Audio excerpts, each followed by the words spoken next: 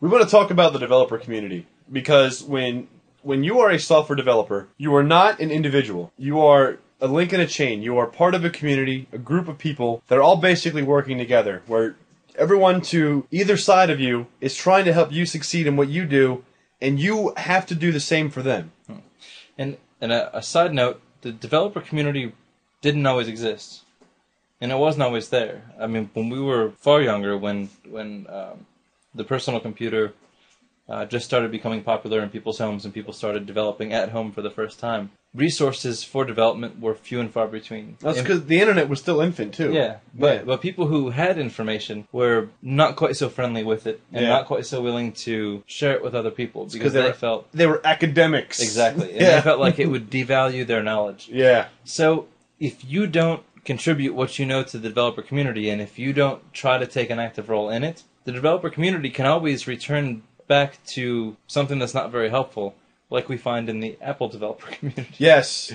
The Apple development community needs to have... They just need to have a lesson. I don't know. They need help, those people. I think, it's the smugness. Yes. So try to take advantage of this. You know, there are a lot, except for Apple, there are a lot of great opportunities out there to learn on message boards. And, we're sitting here making fun of Apple. That's not always the case. And it's not necessarily Apple's fault. It's just, it seems to be the type of person who tends to develop on Apple equipment. They seem to have this weird mentality where... It's the art f*** at Starbucks that happens to be a developer. Yeah. It's the guy that, like, he has a Mac...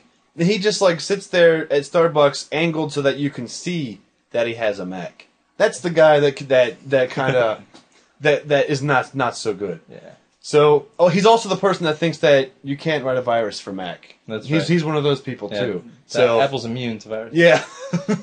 Apple makes great stuff. Their developer community needs help. So please take advantage of this, and at every opportunity, please contribute back. In every time that you give back to this community, I promise you're going to get something back, and you're going to get 10 times more back than what you had invested in the community. Yeah. So always help other people that need it. Now, but one thing to keep in mind is if you're writing proprietary software, there might be company policies about sharing code, copyrights and that sort of thing. So before you actually share full code, be aware of your company's policies and that sort of thing.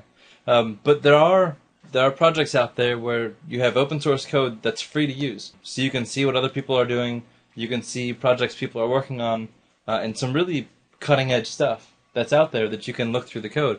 I mean, Firefox obviously is a very easy example. I believe Chrome is open source as well. I mean, the Linux kernel, pretty much whatever. I mean, you can really get into anything in the open source realm. Inkscape is kind of like Adobe Illustrator.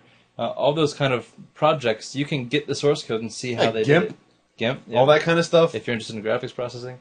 There's a lot of stuff out there, and if it has a GNU license, you can use it. If there's code within the project that's helpful for you, you can take that, you can make it your own, you can work it into your project.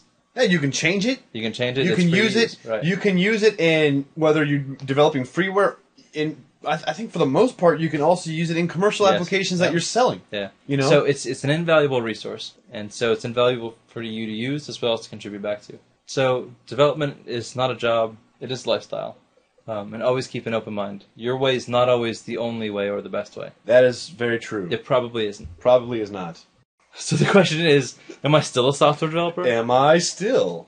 Probably not. Probably not. So hopefully you get something out of this. Hopefully this kind of helps you stay focused, helps you stay motivated, helps you to not become demoralized if you happen to be, and gives you a bit more of a perspective of what to expect when you enter the workplace. So that brings us to the end of this discussion of what it means to be a software developer. Yeah. So if you're still interested in software development, after all this, then you probably are a software developer. So that brings us to the end of this video. Thanks for watching.